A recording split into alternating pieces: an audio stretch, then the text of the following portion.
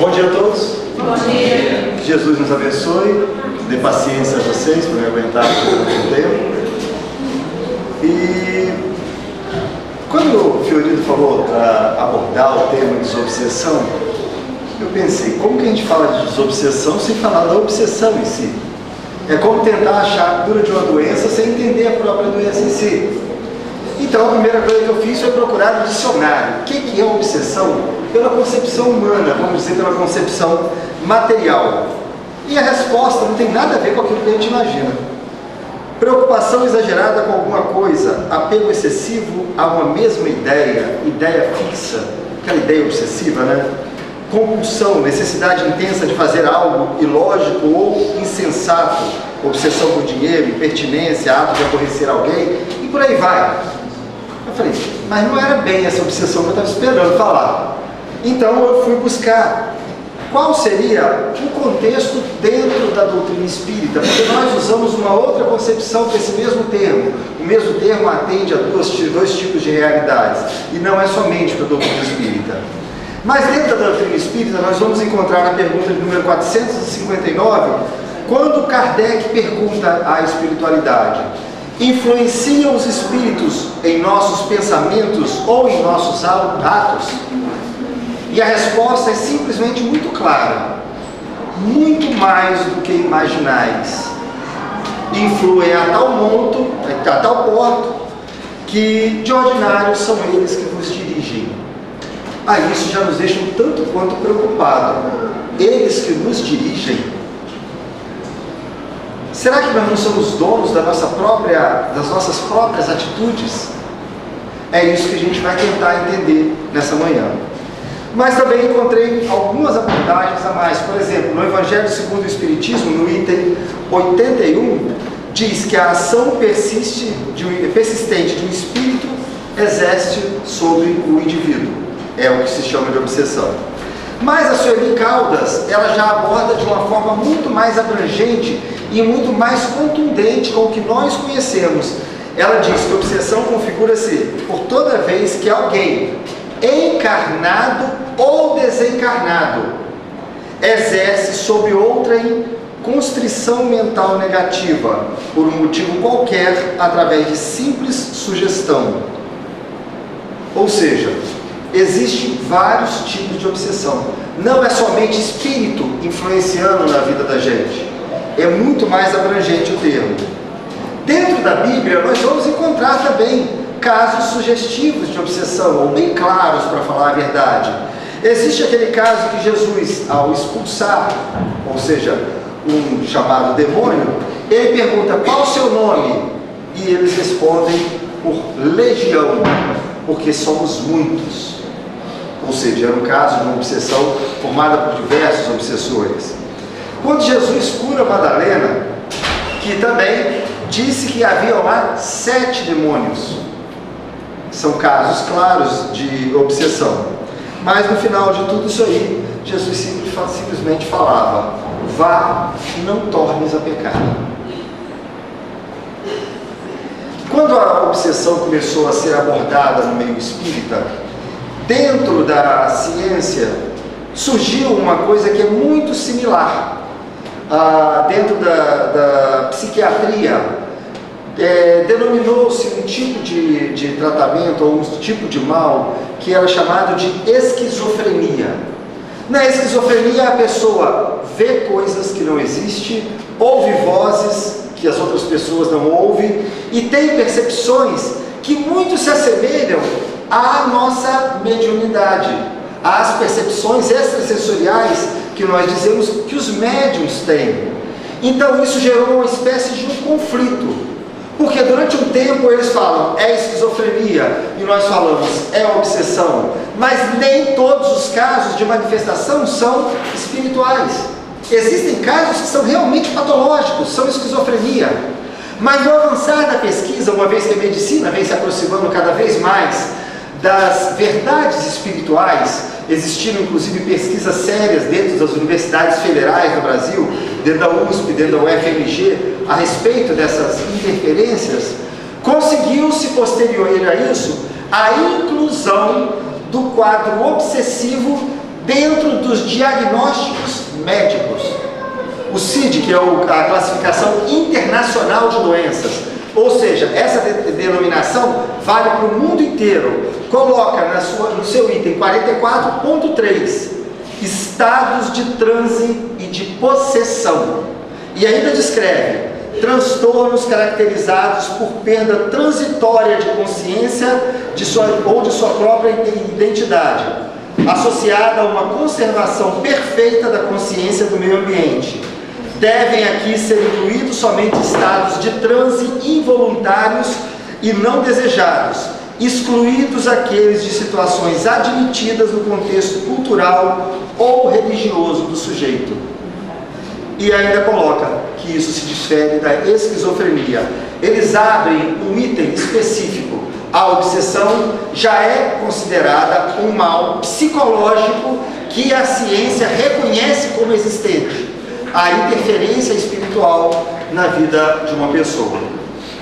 Pois bem, mas se nós voltarmos à explicação de Sueli Caldas, que ela fala encarnados ou desencarnados, agora nós vamos entender do que é que nós estamos falando. Por quê? Existem vários tipos de obsessões.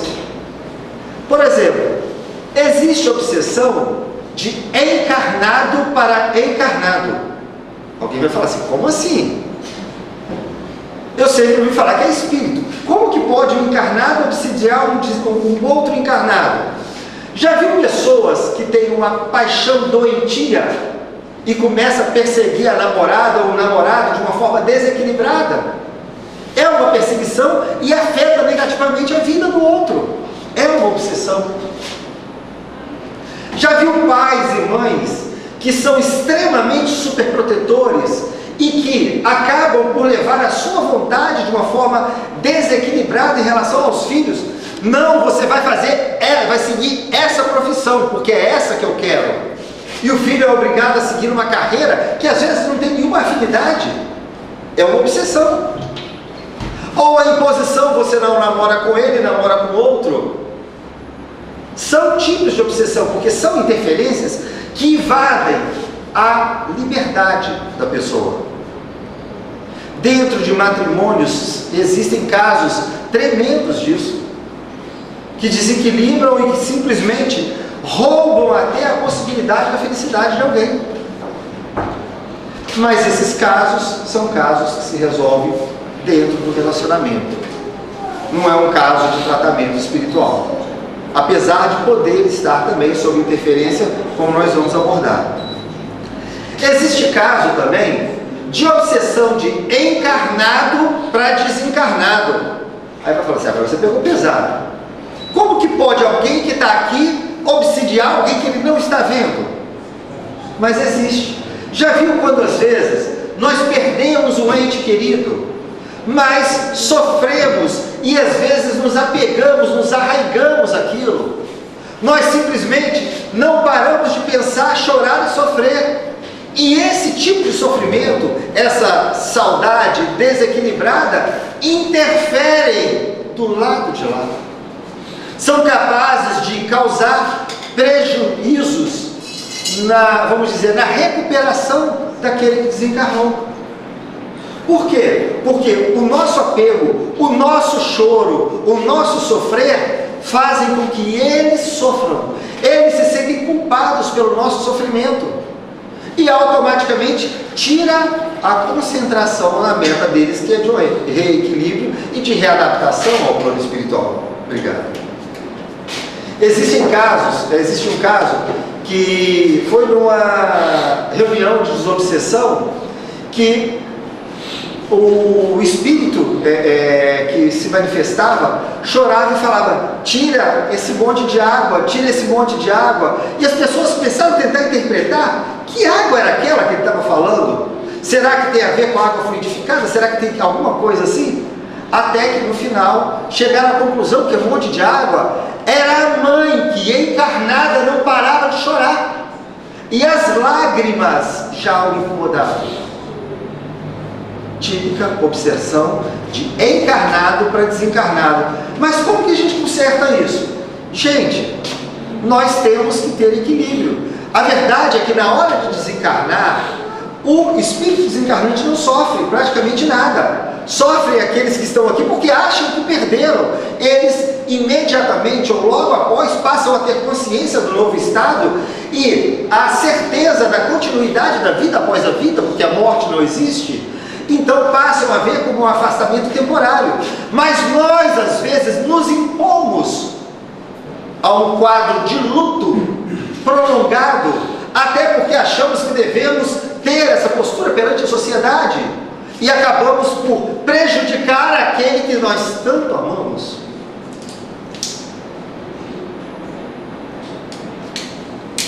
Existem também as obsessões desencarnados para desencarnados.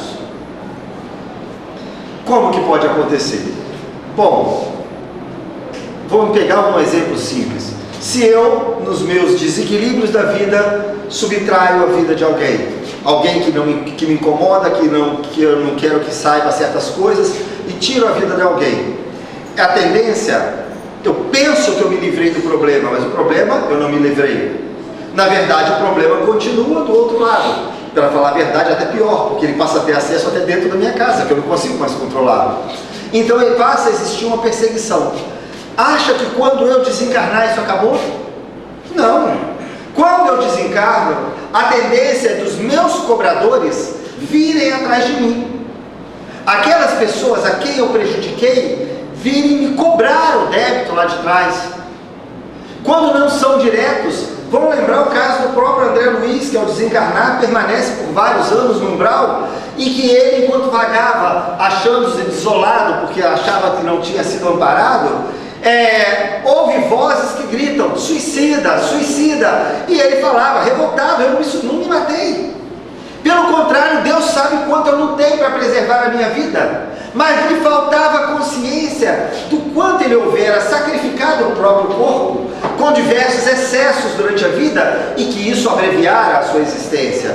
Ele era o chamado suicida inconsciente, mas aqueles cobradores o jogavam isso sobre ele. Então existe a interferência de espíritos sobre espíritos, como existe de encarnados sobre encarnados.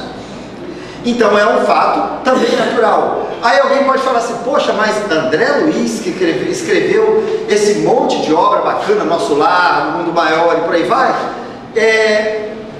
como que a espiritualidade permite que ele fique por tanto tempo no umbral? Mas quando depois de recuperado, ele pergunta a Clarencio e fala assim, quanto tempo eu fiquei? Aí eles falam que ele ficara 8 anos no umbral. Então ele fala assim, mas se minha mãe pediu por socorro, por que vocês não foram antes? Clarencio responde, por todo o tempo eu estava do seu lado, você que não me percebia. Era necessário que ele, André Luiz, estabelecesse uma condição de sintonia para poder perceber a presença de Clarencio e ser socorrido por suas mãos. Então, o que fez com que ele mantivesse-se por tanto tempo no umbral foi a sua própria sintonia mental, que é um dos braços chaves, um dos pontos chaves do processo obsessivo. Penúltimo, vamos estabelecer a obsessão de desencarnado para encarnado, que eu não vou me ater muito tempo aqui, porque ela é o foco principal do nosso estudo do dia de hoje, que é quando um espírito interfere sobre a vida de um ser encarnado. É a coisa mais comum que tem, extremamente normal, e o que nós temos que, em primeiro lugar, fazer é tirar o misticismo de cima disso. Eu tenho parentes, eu tenho pessoas muito próximas de mim que são espíritas, mas não frequentam a casa espírita porque tem medo de espírito. É verdade, são espíritas. E não é falar pessoas que são de pouco conhecimento, não. Mas são pessoas que têm noção, que frequentaram a mocidade, que frequentaram a evangelização, que participaram depois de certa idade, mas talvez não tenham compreendido a simplicidade das coisas. E é o que nós vamos tentar encontrar hoje. Para fechar as descrições de obsessão, existe uma outra que quase ninguém pensa, que é a chamada auto-obsessão. eu obsidio a mim mesmo. Eu ia falar assim, como assim? Como que eu posso interferir na minha vida causando prejuízo? Vamos dizer, eu faço alguma atitude que prejudique alguém, mas a minha consciência me cobra. Então eu passo a ter um certo remorso, um arrependimento da minha atitude. Se eu não aprendo a me perdoar, porque errar é humano e nós passamos por processos de erro dentro do nosso próprio conhecimento e aprendizado durante toda a nossa existência, se eu não me perdoar, eu entro num processo depressivo, que nesse caso é auto-obsessivo. Eu me cobro pelo meu próprio erro. O sentimento de culpa não somente é um processo auto-obsessivo, como é uma porta aberta, se não um convite para a obsessão que passaria a vir do lado de fora, não porque a porta, não porque conseguiram abrir a porta, mas porque praticamente eu os convido.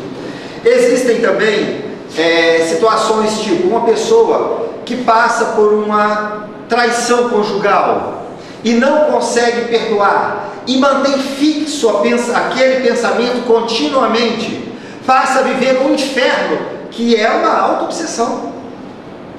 Para pensar, eu remoer aquela dor resolve o que aconteceu? Nada cura o passado. Se eu vou continuar, que perdoe. Se eu não vou continuar, que termine. Mas remoer não leva a nada. É um processo auto-obsessivo. Uma pessoa que passa por uma situação, um revés financeiro, tinha uma condição muito boa, perde e vai ficar, digamos, próximo de uma miséria ou numa condição muito aquém daquela que desejava. Passa a se auto-infernizar às vezes, porque não aceita a mudança de condição. É auto-obsessão. É um desequilíbrio que nós mergulhamos e não queremos sair. Temos autopiedade e acreditamos que isso vai resolver alguma coisa, o que não vai, geralmente, a lugar nenhum. Pois bem, partindo para a prática, voltemos agora para o caso obsessivo de desencarnado para encarnado. Bom, em primeiro lugar, nós temos os processos de obsessão simples, um nível mais baixo. Esse, todos nós somos vítimas quase todos os dias. Já viu desenho animado que aparece assim, quando o personagem vai ter que fazer uma coisa que aparece um capetinha e um anjinho, um de cada lado? São as interferências dos nossos instrutores espirituais e dos nossos obsessores. Nós estamos continuamente disponíveis para ouvir opiniões. Às vezes fazemos isso até entre encarnados, pedimos a opinião de amigos para tomar decisões. Mas, na verdade, espiritualmente, essas sugestões nos chegam a todo momento. Nós é que temos o poder de decidir qual delas nós vamos ouvir. Por isso que Kardec falou, interfere os espíritos a tal ponto que, de ordinário, são eles que vos dirigem. Nós ouvimos essas sugestões continuamente e elas nos aparecem como ideias. Algumas se misturam com nossas próprias ideias, outras não. Então é difícil de distinguir quais são os nossos pensamentos de quais não são nossos. Porque todos nós temos uma cota de mediunidade que é o sexto sentido, que está sendo implantado na nossa fase evolutiva. Então nós ouvimos, mas isso nos acode como o nosso próprio pensamento. Cabe distinguir através da razão. Nós temos que aprender a entender qual é o nosso pensamento, qual é a nossa opinião. Eu tenho uma postura, digamos, de respeito em determinada situação às pessoas. No momento de revolta ou no momento de desequilíbrio, eu paro e penso e eu estou pensando de forma diferente? Essa ideia vem de mim, será? Mas pode ser uma sugestão que está se aproveitando do meu desequilíbrio. Aprender a lidar com isso é basicamente a peça-chave para aprendermos a lidar com o processo obsessivo. Às vezes ele se mistura com atitudes, manias que nós temos no nosso dia a dia. Algumas são nossas, outras são simplesmente sugestões. Mas vamos lembrar do seguinte: nenhum espírito impõe pensamento sobre alguém. Nós ouvimos. Cabe a nós acatar ou não a sugestão. Assim como alguém pega e fala assim: por que você não levanta aqui e vai embora agora? Ou às vezes uma preguiça, uma série de coisas. Nós decidimos por ficar ou não. Eles não têm poder de manipular, só têm poder de sugerir. Qual a importância que nós vamos dar às sugestões? Somos nós que decidimos. Partindo além disso, existe um processo secundário que é chamado de fascinação. Seria um segundo nível de obsessão, mas eu vou dizer que é talvez o mais difícil de ser tratado. O terceiro nível seria a subjugação, entendeu? Mas, na verdade, a fascinação é o mais complexo de se tratar. Porque a fascinação, geralmente, ela atua sobre os nossos egos. E quase sempre, quando nós vem a sintonia, quando nos são oferecidas as sugestões, essas sugestões se aproveitam de algumas tendências que nós temos. E elas se tornam simplesmente mais aceleradas. Como são pensamentos que nós temos e se passam a apenas estar mais intensos, nós acreditamos que somos nós que estamos pensando aquilo. Então, nós entramos no processo obsessivo e não acreditamos que estamos sob um processo obsessivo. Se alguém tentar nos oferecer ajuda, sai da frente. Vai vir patada, vai vir briga, porque está querendo interferir na minha vida.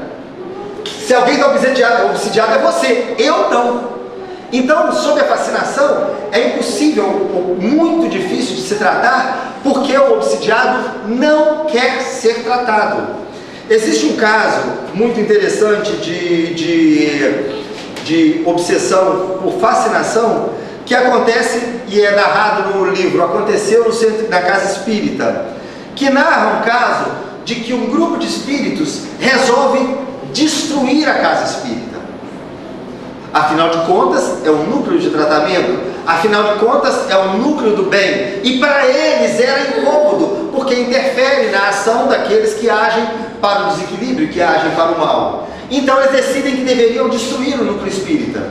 Então eles precisam afetar as decisões dentro da casa. Eles vão atrás dos trabalhadores. Como que se obsidia quem está trabalhando numa casa espírita? É simples. Chega perto de um médium que está trabalhando e começa a soprar no ouvido dele: você é o melhor médium da casa. A pessoa mexe com o ego, ela gosta, fascinação. Eu sou o melhor médium da casa. Mas já viu que quem está levando a fama, ou quem é mais procurado é ciclano? Pois é. Aí eu começo a me incomodar, porque eu sou uma pessoa voltada para o trabalho mediúnico e tenho uma dedicação tremenda, mas ele é que está sendo o mais procurado pelas pessoas. A casa está dando prioridade ao outro, não a mim. Eu não estou sendo devidamente valorizado, e é assim que vai se minando. Começa a haver uma revolta e vem a desavença dentro do núcleo mediúnico. O que mais se precisa dentro de um grupo mediúnico é de afinidade, de equilíbrio. Lá já está minado o desequilíbrio. Aí vai para uma trabalhadora antiga da casa e fala: poxa, você está aqui há 20 anos, você é a única que está há 20 anos aqui. Fulano que chegou tem 3 anos, já está na diretoria da casa. Beltrano que tem 6 anos de casa, é o presidente da casa. Já viu que ninguém dá atenção para você? Quem teria que estar na presidência é você. Aí lá vai a outra acreditando, porque isso a incomoda mesmo, faz parte às vezes. Nós temos a inveja, nós temos esse tipo de coisa que é natural. E mina, contamina o pensamento e começa a criar a revolta. E eu já assisti, frente a frente, uma casa espírita se desmantelar numa briga de aproximadamente 20 pessoas. 3 foram para uma casa, 4 foram para outra. A casa se desmanchou, ficou apenas uma espírita que era a proprietária do ponto onde a casa funcionava. Ali nasceu uma outra casa espírita que ainda funciona. Mas aquele grupo simplesmente se desmantelou. O que é isso? Fascinação. Por que não tem solução? Ou aparentemente não tem solução? Porque cada um acredita que está certo. E quando você acredita que está certo, todos os outros estão errados. E não tem santo que tire isso da sua cabeça. É uma decisão individual. Kardec nos sugere que nós sempre façamos um trabalho de autoavaliação. Fazer um trabalho que nós nos realmente avaliemos dia após dia.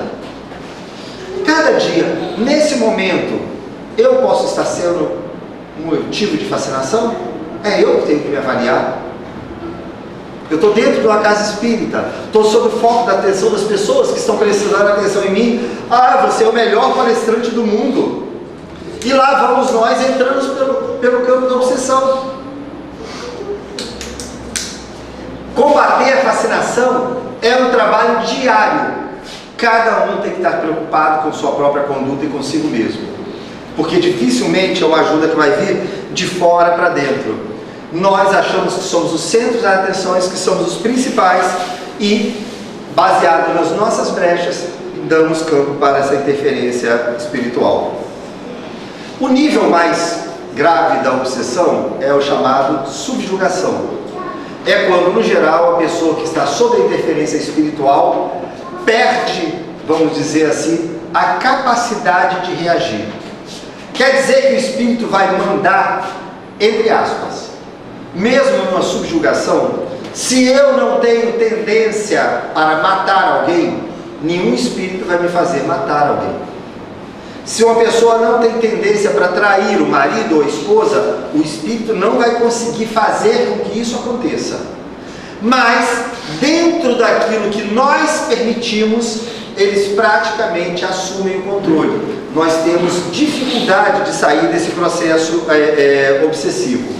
Aonde nós vamos encontrar muitos processos de subjugação? Dentro dos vícios.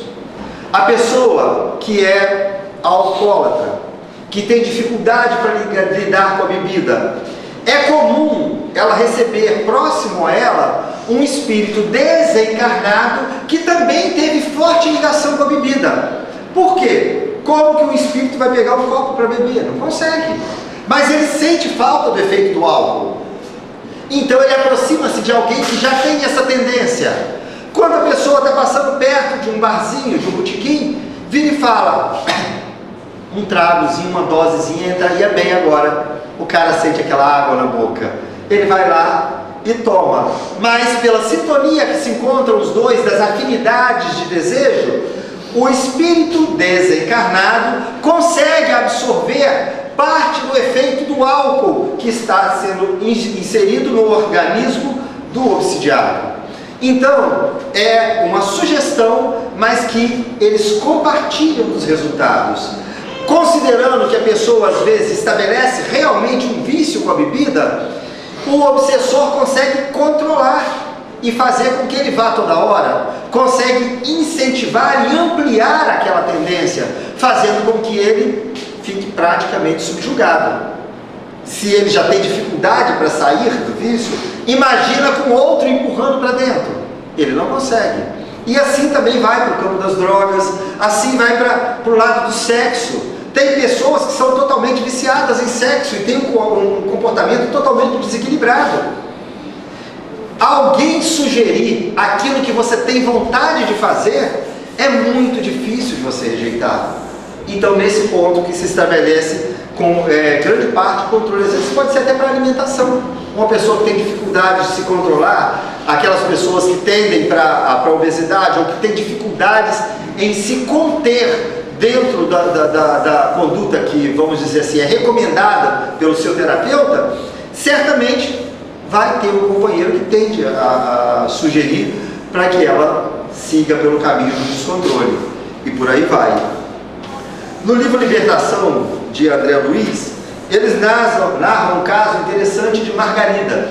Margarida era uma mulher que se encontrava no estado depressivo, mas que os obsessores a induziam a não ter vontade de sair da cama. Quem nunca passou por isso? Principalmente domingo de manhã, né, para levantar para ir para casa espírita. Mas geralmente, quando você está na cama, às vezes você está com uma febre, ou às vezes você está simplesmente desanimada. Só quem vive a depressão para saber o que é isso, não dá vontade de fazer nada. E nessa hora, eles induzem e sugam as energias. Então a pessoa fica cada vez mais fraca e cada vez com menos capacidade de reagir. Nesse caso, a subjugação dela a colocava de cama, literalmente. Ela não conseguia trabalhar, não conseguia fazer mais nada. Ou seja, nem sempre a subjugação é para te fazer agir dentro do mal. É simplesmente, às vezes, para te fazer deixar de agir dentro do bem.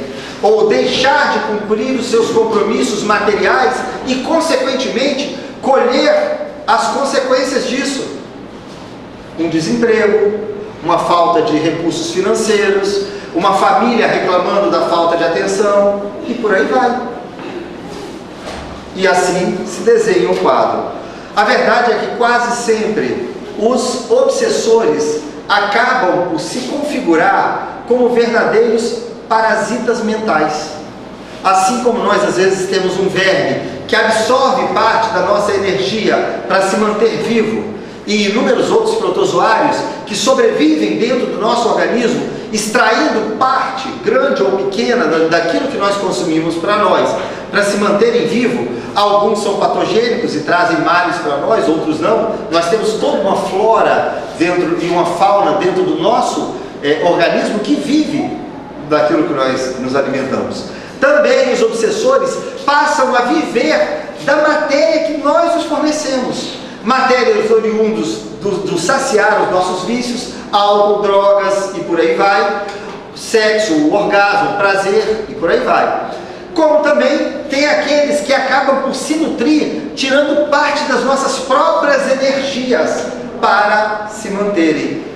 São os casos que nós chamamos de vampirismo, porque eles absorvem não o sangue, como aparece vamos dizer aí, no cinema e nessas histórias fantásticas, mas as energias que nós usamos para sobreviver, a energia vital. Então eles absorvem isso como uma forma de poderem se fortalecer. No Livro dos Espíritos, nós encontramos Kardec na pergunta 551. Pode um homem mau, com o auxílio de um espírito mau que lhe seja dedicado, fazer o mal ao próximo? A gente ouve tanto falar dessas coisas, né? Alguém sabe a resposta? Os espíritos respondem: não. Deus não o permitiria. Então nós passamos a enxergar: tem limite.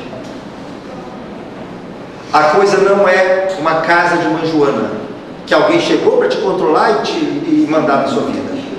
Deus não o permitiria. Eu manipular um espírito para prejudicar a vida dele, Deus não permite isso. Mas a gente ouve falar tanto em casos de obsessão, que alguém fez trabalho para prejudicar o outro, e a gente sabe que essas coisas acontecem. Como que é? Deus não o permitiria. No Livro dos Médiuns nós vamos encontrar uma afirmação que diz: não existe obsessão de fora para dentro. Mas se o espírito está do lado de fora, como que não existe obsessão de fora para dentro? Ninguém consegue abrir a porta. Nós só temos a fechadura do lado de dentro. Se nós não abrirmos a porta, não tem obsessor que vai induzir nenhuma ideia para mim. Alguém já usou, atualmente é quase tudo digital, mas lembra daqueles rádios que tinha sintonia e o ponteirinho que corria para um lado e para o outro? Você roda para um lado, ouve a tribuna tocando música mais suave, roda para o outro, outra rádio tocando axé, olha para o outro, vai encontrar uma rádio tocando música pop ou até rock. Quem escolhe qual rádio vai tocar no seu carro ou na sua casa? Você, quando você gira o dial para escolher a frequência que você quer receber. Então, eu tenho à minha disposição, no plano espiritual, inúmeros tipos de opiniões querendo me sugerir conduta. Qual é a que eu quero ouvir? Aí me remete para o caso que ele leu agora há pouco. Dois lobos que lutam dentro da gente, um puxando para o lado do mal e outro puxando para o lado do bem. Qual deles vai vencer a batalha? Aquele que você alimentar. Então, eu posso e sempre vou receber interferência espiritual na minha vida. Só que, surpresa, eu escolho qual interferência eu vou receber. Eu lembro naquele livro, li nos casos de Chico Xavier, de um caso interessante, que Chico estava no seu quarto recolhido e de repente, ele era capaz de ver, né? Se materializa diante dele uma figura demoníaca. Fala: Chico Xavier, você me chamou? Emmanuel imediatamente puxa ele pelo ombro e fala: não fala que não chamou, porque só aparece quando a gente dá brecha. Aí o Chico: o que eu faço? Ele: pois é, já que tinha uma figura demoníaca, seu demônio, eu estava pensando, a vida está tão difícil, eu tenho passado tantas dificuldades, e então eu pensei aqui, será que o senhor não podia fazer umas orações para me ajudar, não? Aí o personagem deu uma gargalhada e falou: seu Chico Xavier, você não tem jeito, e pum, sumiu. Sempre só vem quando nós convidamos. Se Chico é capaz de atrair uma figura dessa, imagina que eu vou atrair. Nós é que damos brecha para um lado ou para o outro. Na pergunta de número 467, também do Livro dos Espíritos: pode o homem se afastar da influência dos espíritos que o incitam ao mal? A resposta é sim, porque eles só se ligam aos que solicitam por seus ensejos ou os atraem por seus pensamentos. E no Livro dos Médiuns: as imperfeições morais dão abertura à ação dos espíritos obsessores. E aí, eu tenho uma imagem que eu formulei mentalmente há tempos atrás, e todo mundo já pegou para ver essas charges de jornal.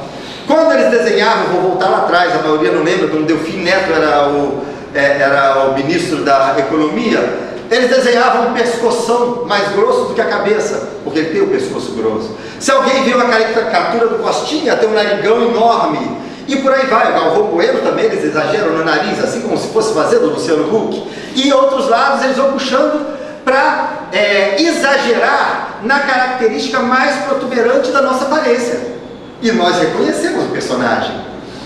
Os espíritos obsessores nada mais são do que caricaturistas.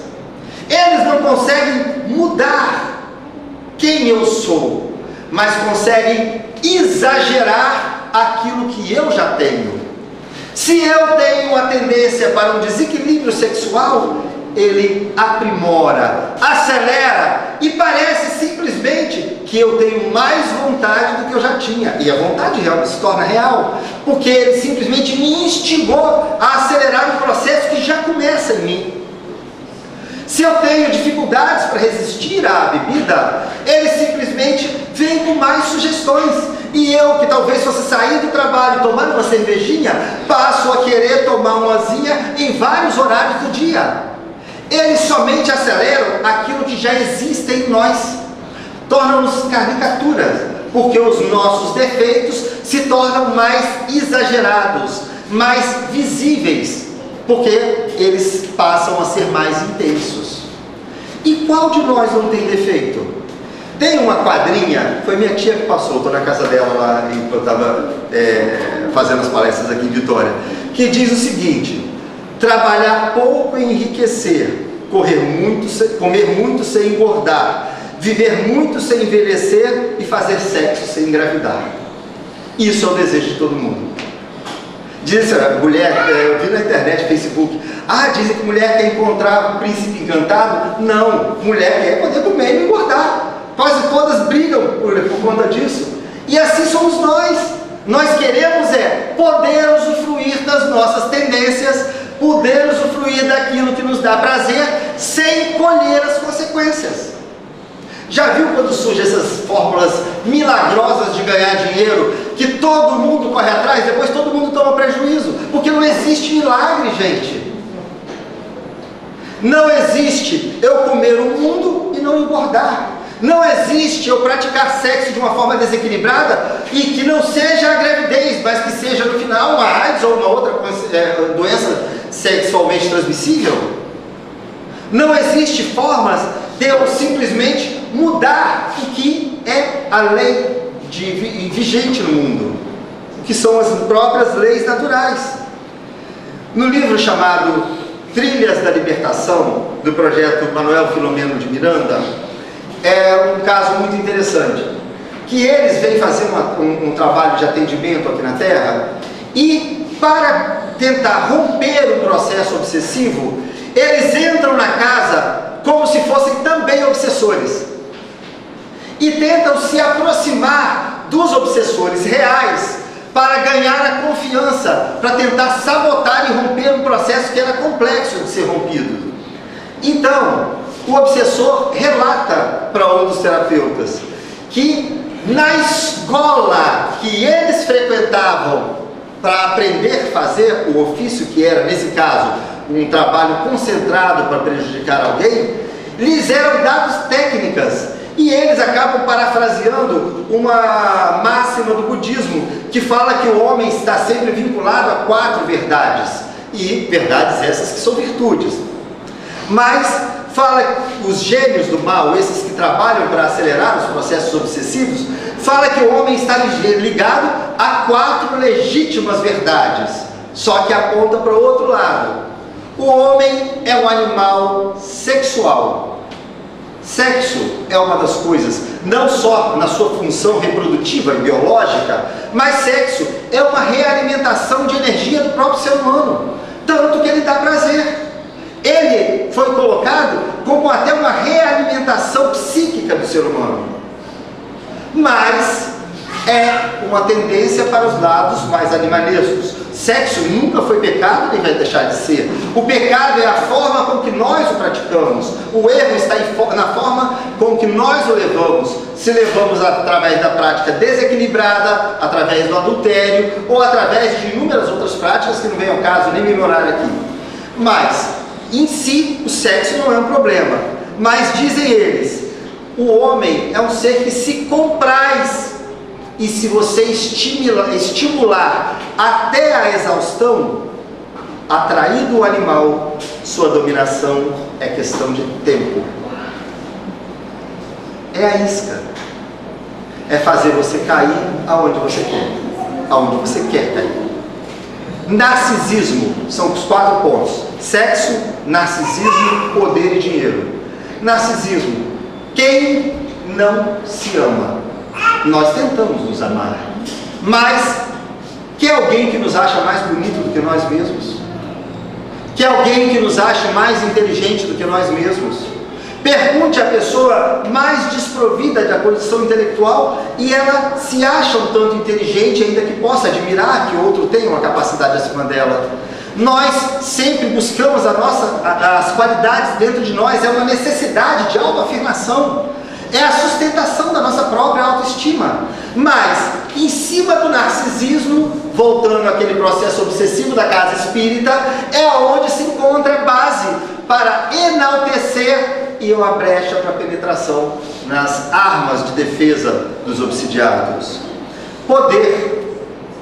Quanta gente não quer chegar? Eu quero ser o gerente da empresa que eu trabalho, eu quero ser o chefe do departamento que eu trabalho, eu quero ser um vereador, eu quero ser político, eu quero ser 1000 coisas. O poder, a possibilidade de estar numa posição acima, de ser admirado, de ser considerado superior, ainda que seja no cargo, aos outros, enche a vontade da grande maioria das pessoas. Encontrar a brecha do poder é abrir a porta de dentro para fora para que a obsessão possa entrar. Incentivar a possibilidade de alcançar o poder, a pessoa vamos dizer assim, se empolga e acaba dando vazão àqueles pensamentos e deixa com que as interferências passem a vir naturalmente. E o outro, o dinheiro. Quem está vivendo a crise que nós vivemos sabe o tamanho do problema que se chama dinheiro. Mas, na verdade, todos nós queremos lutar por uma situação melhor, um conforto melhor na vida. Isso é saudável. Isso é o que move o progresso do mundo. Todos querem conforto, todos querem uma situação de equilíbrio e segurança maior. Mas, às vezes, incentivando pensamentos nessa direção, encontra um ponto de desequilíbrio nosso. Às vezes, somos pessoas que temos conduta correta, mas pelo dinheiro, às vezes somos capazes de passar por cima da ética, às vezes somos capazes de passar por cima da lei da corrupção. E como nós vemos exemplos por aí. Assim vai. Focando nesses 4 núcleos, sexo, narcisismo, poder e dinheiro, mais de 70% das pessoas caem. Como que se faz com isso? Se existem formas profissionais de se abordar, de localizar as falhas, nós temos que aprender a nos defender. Aonde está gravada a lei de Deus? Na consciência do homem. Nós temos a noção do que é certo e do que é errado dentro de nós. Tanto que a nossa consciência acusa e nos cobra nos sentimentos de culpa, no remorso e em inúmeras situações quando nós fugimos à regra. Pergunte a uma pessoa menos culta, uma pessoa pouco instruída, e nós veremos que ela tem uma boa noção do que é certo e do que é errado. Se nós carregamos isso dentro de nós temos como ter uma noção de quais são os nossos próprios pensamentos. Nós temos como avaliar. Segundo na pergunta 917 do Livro dos Espíritos, que fala sobre o autoconhecimento, Santo Agostinho no final dá uma receita. Como é que ele fez para se melhorar? Todos os dias ele fazia uma autoavaliação no final do dia sobre todas as atitudes que houver a tomar. Por mais que possa parecer exagerado você se recordar de tudo que aconteceu durante o seu dia, não é tão complexo assim. E à medida que você vai exercitando, vai fluindo com maior naturalidade. E em cada decisão que ele tomou durante o dia, ele perguntava: fiz certo ou fiz errado? E localizando isso, ele começava a descobrir quais as tendências que ele tinha para o desequilíbrio e para as quedas. Mas existem aquelas dúvidas, que é o meu foco aqui, quando você acha que está certo e a outra pessoa acha que está certa também. Ambos defendem sua própria verdade. E nessa situação, quem é que estava errado? Ele dá uma receita simples: inverta o papel. Coloque-se no lugar dela e ela no lugar do seu, e avalie o que você faria se tivesse acontecido ao contrário. E, inegavelmente, aí você vai saber quem está certo. Porque quando você inverte, até aquela sensação de vantagem ou de interesse, tudo aquilo que levava a defender o seu ponto de vista, passa a estar contra você. Como é que você avaliaria? Se você for capaz de praticar o altruísmo, se colocar no lugar do outro, você certamente vai saber quais dos seus pensamentos são certos e são errados. Não existe exceção a essa altura do campeonato. Então, não existe queda inconsciente. Nós temos total domínio do que é certo e do que é errado dentro de nós. Quer estude o Evangelho, quer estude o Alcorão, quer estude qualquer obra ou não estude obra nenhuma. Um selvagem, vamos dizer assim, um silvícola, um ser que viveu, um homem que viveu, digamos, como os índios, em plena floresta, traz dentro de si a noção do certo e errado. Ainda que não conheça a legislação humana, ainda que não conheça a legislação de Deus, ainda que não conheça nenhum outro código vigente, sabe o que é certo e o que é errado. Então nós temos consciência dos nossos pensamentos. Se temos consciência dos nossos pensamentos, nós temos como saber quando estamos pensando para o lado do desequilibrado. A partir do momento que pensamos, viramos a chave na fechadura e destrancamos a porta. Não existe obsessão de fora para dentro. Todas começam de dentro para fora. Todas começam da minha própria atitude. Qual a terapia? Começa dentro de nós.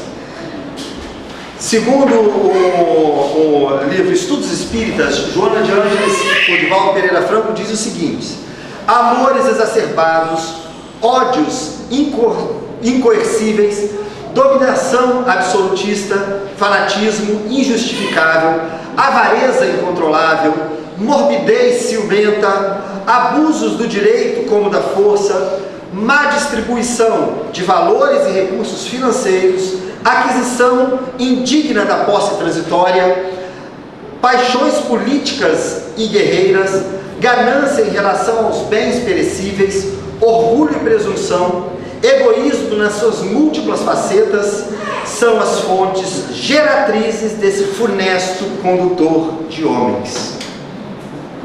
Toda a origem do processo obsessivo está dentro de nós. Mas, já dizia sabiamente um não religioso, Albert Einstein, as pessoas querem mudanças, mas continuam a fazer a mesma coisa. Quem costuma ir para a cozinha, fazer uma torta, fazer um bolo, fazer um doce, ou que seja um prato salgado, toma uma receita e experimenta para ver se vai dar certo. Quando a receita dá errado, o que faz? Muda alguma coisa. Não adianta você repetir a receita do mesmo jeito, que vai terminar do mesmo jeito. Se você fazer assim o bolo solar, se você fizer de novo da mesma maneira, ele vai solar do mesmo jeito. Assim como um prato que você usa determinado tempero, se você não mudar o tempero, ele não vai mudar o sabor. Como é que nós queremos mudar o quadro ao qual estamos submetidos, se nós não mudarmos a receita que nos fez chegar até aqui? Se eu me conduzir por determinados caminhos, determinadas trilhas, para chegar à situação que hoje me incomoda, é necessário que eu mude os passos que dei, que eu mude o roteiro que eu usei, porque se eu seguir pelos mesmos caminhos e pelas mesmas decisões, obviamente eu vou ter o mesmo quadro desenhado lá no final. Pergunta 469 do Livro dos Espíritos: por que meio podemos neutralizar as influências dos maus espíritos? E a espiritualidade responde: praticando o bem e pondo em Deus toda a vossa confiança. Repelireis a influência dos espíritos inferiores e aniquilareis o império que desejam ter sobre vós. Leitura de bom nível. Então, qual o caminho prático para que nós possamos mudar o quadro obsessivo em nossas vidas? São coisas pequenas. Uma delas, começar a policiar o nosso próprio pensamento. Mas isso é a parte mais difícil. Por quê? Porque nós começamos a pensar alguma coisa e o pensamento foge. Você começa a fazer uma oração, daqui a pouco você está pensando no acampamento na praia. Daqui a pouco você está pensando em problema de trabalho. Daqui a pouco você está pensando no problema com o marido ou com a esposa. Foge, porque nós não temos o controle. Porque nós temos a tendência a seguir o mesmo caminho e pensar nas coisas que nos preocupam. Mas nós podemos colocar atitudes mecanicamente em nossas vidas, porque elas podem ajudar a mudar esse quadro de tendências dentro de nós. Assistir palestras educativas, instrutivas, edificantes, de qualquer teor religioso, soma. Porque no momento que nós estamos aqui reunidos, nós somos quase forçados a mergulhar no núcleo do pensamento de quem está expondo. Então, durante aquele momento, nós vetamos as fugas mentais.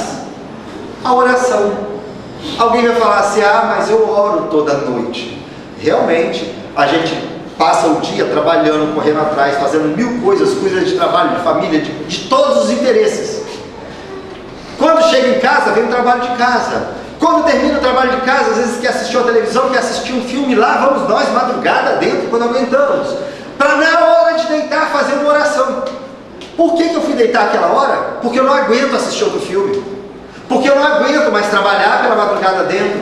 Quando eu não tenho mais forças, é que eu penso em fazer uma oração. Aí pensamos: Pai nosso que está no céu, santificado, e dorme na metade.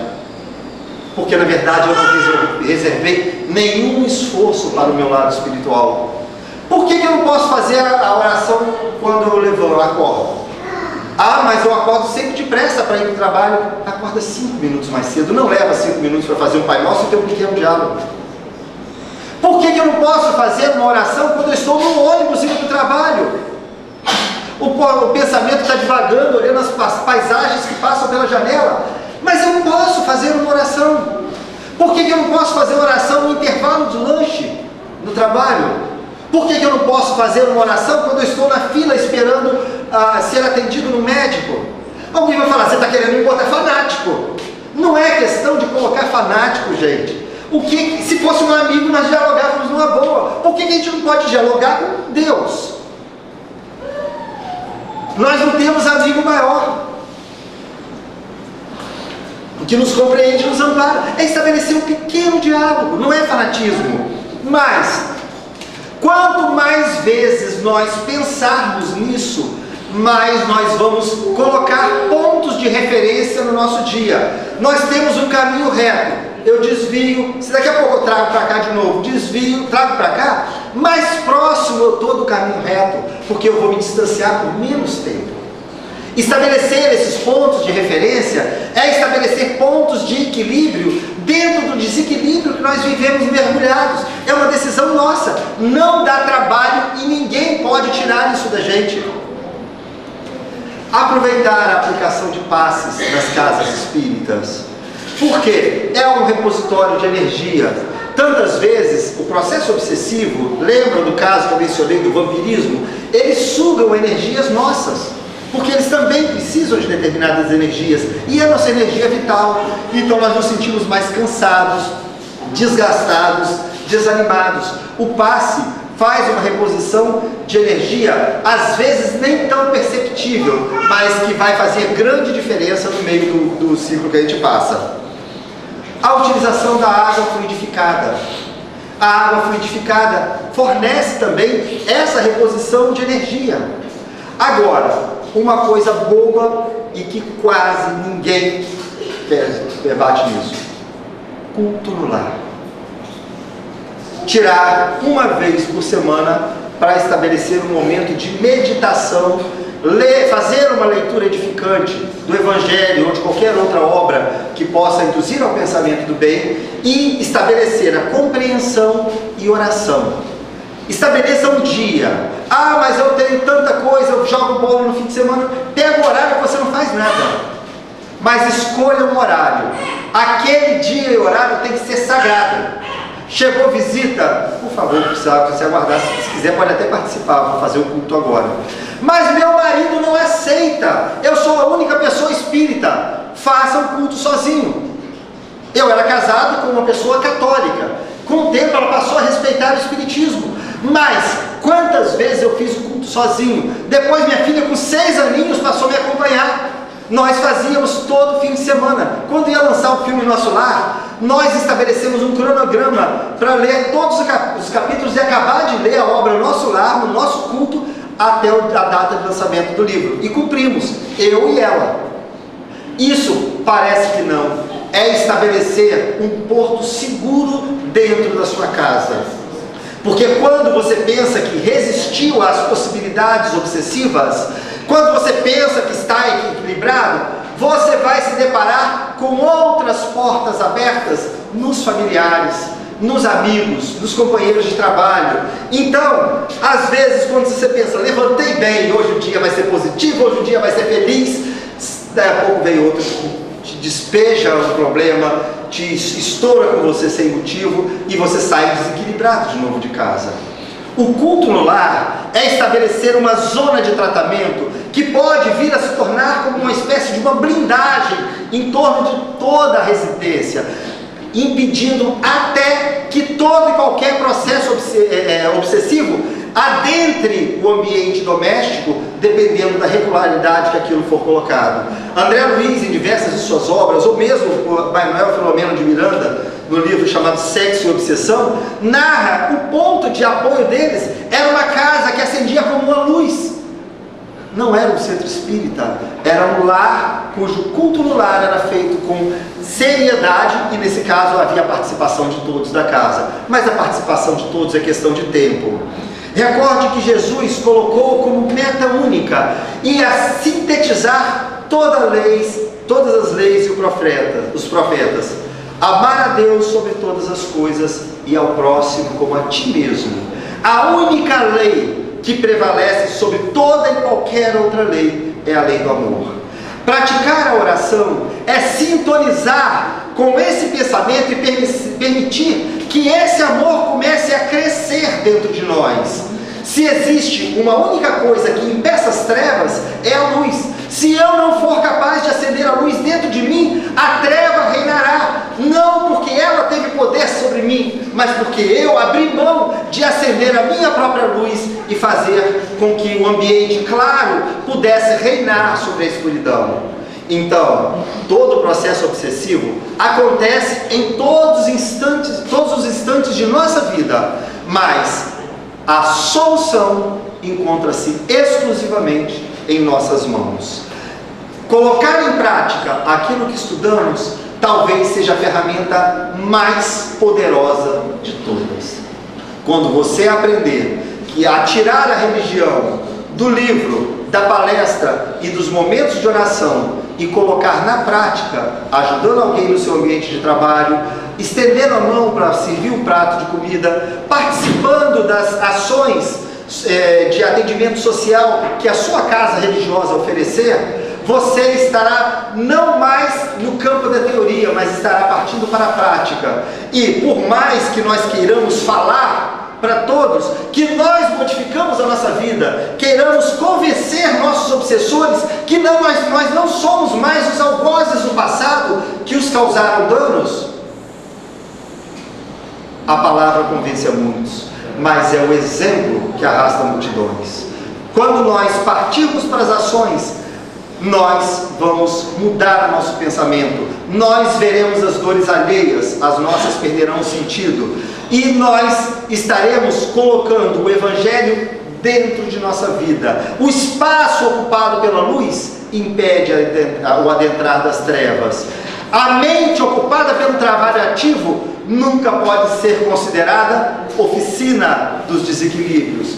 Então, somos nós os verdadeiros vetores da ação para impedir todo e qualquer tipo de obsessão em nossas vidas. Mudar nossos pensamentos, mudar os nossos atos, é estabelecer uma barreira definitiva. Não que se torne impossível, mas não encontrará campo para trabalhar. É parar de abrir a porta para entrar aquilo que nós não queremos, e sim fazer entrar aquilo que nós queremos em nossa vida. Que Jesus nos abençoe e que nós consigamos começar essa implantação. Muito obrigado.